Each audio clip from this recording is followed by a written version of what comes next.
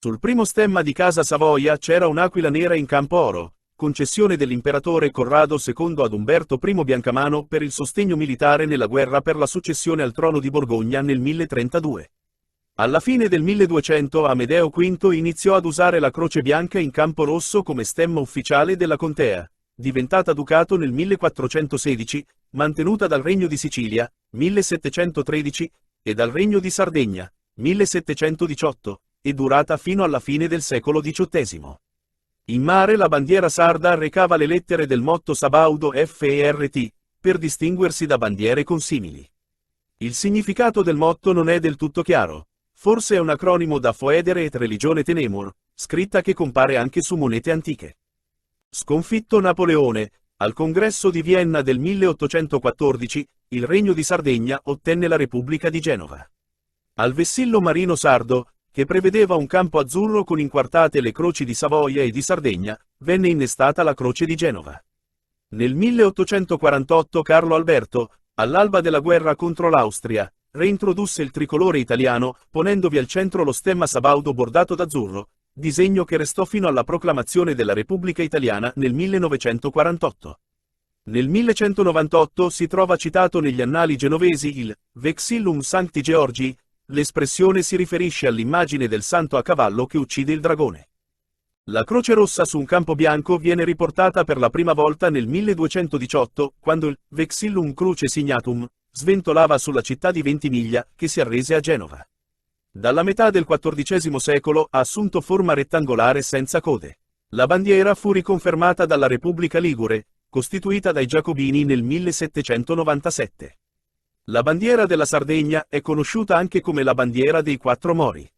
Di origine medievale, è composta dalla croce di San Giorgio e da 4 teste di moro bendate, rappresentanti i 4 re saraceni sconfitti dagli aragonesi durante la battaglia di Alcoraz avvenuta in Spagna. È storicamente legata alla bandiera dell'Aragona e alla bandiera testa mora, della vicina isola della Corsica.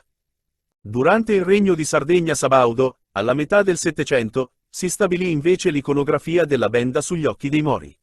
Il regno di Sicilia nasceva nella notte di Natale del 1130 con l'incoronazione di Ruggero II della dinastia normanna degli Altavilla e comprendeva non soltanto l'isola di Sicilia, ma anche le terre di Calabria e Puglia. Il matrimonio tra l'imperatore Enrico VI e Costanza d'Altavilla segnò l'unione tra la casa regnante degli Altavilla e la casa di Svevia. Con Federico II l'aquila sveva comincia a divenire segno distintivo del regno di Sicilia con la differenza che il campo era d'argento, anziché d'oro come in quella imperiale tedesca. Nel 1276, con il matrimonio tra Costanza di Hohenstaufen e Pietro III d'Aragona, all'aquila sveva vengono accostati i pali d'Aragona, 4 barre vermiglie su fondo oro. Nel 1296, con l'incoronazione di Federico III, assistiamo ad un mutamento della disposizione delle armi.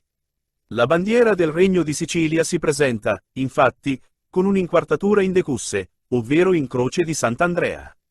La nuova bandiera fu estremamente longeva, restando in vigore fino al 1816. La prima vera e propria bandiera del Regno di Napoli fu quella adottata da Carlo I al momento della sua incoronazione a re di Sicilia nel 1266. È l'evoluzione del suo blasone in cui erano rappresentati i gigli di Francia, una concessione araldica che il Regno di Francia dava ai nobili di particolare merito. Sulla cima della bandiera vi è il lambello rosso a 3 gocce che contraddistingue il ramo cadetto della casa d'Angiò. La bandiera aragonese fu portata a Napoli da Alfonso I nel 1442, il quale riuscì nell'unificazione della corona del Rex Sicilie Ultra, o re di Trinacria, ovvero la Sicilia aragonese, con quella del Rex Sicilie, Citra, Regno di Sicilia Angioino, ovvero il Regno di Napoli, nel titolo di Rex Utriusque Sicilie. Come bandiera del Regno di Napoli egli adottò sia la versione tradizionale del suo stato, le barre di Aragona, consistente in 4 barre orizzontali rosse su sfondo giallo, sia una nuova bandiera locale creata inquartando le barre di Aragona, con le insegne degli Angiò d'Urazzo, che, oltre a quella napoletana, avevano cinto le corone di Ungheria e, nominalmente, di Gerusalemme. Nel 1734 il Regno di Napoli venne conquistato dagli spagnoli, nel contesto della guerra di successione polacca. La definitiva separazione tra la corona spagnola e quelle napoletana e siciliana si concretizzò nel 1759. Il regno venne assegnato ad un ramo dei Borbone di Spagna, chiamato in seguito Borbone delle Due Sicilie.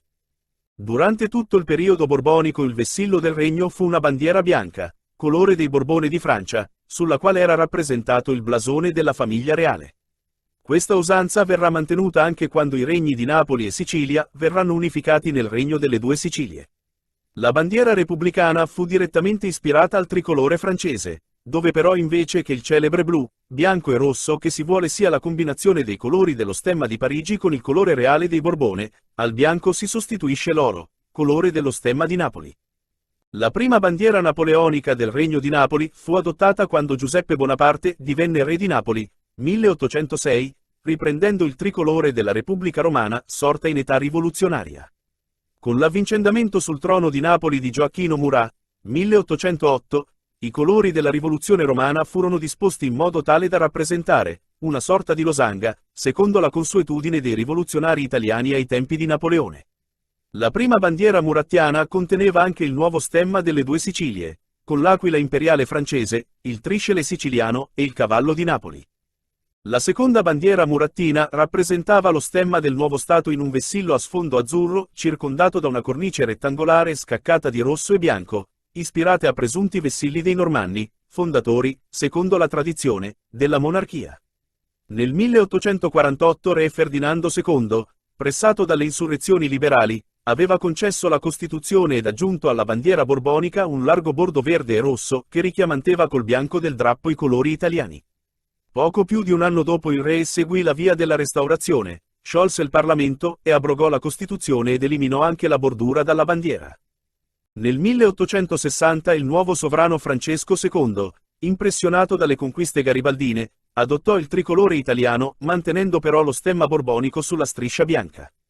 Quando il 7 settembre 1860 Garibaldi entrò in Napoli, la bandiera fu subito sostituita da quella sabauda, ormai italiana, che già dal giugno precedente sventolava sulla Sicilia.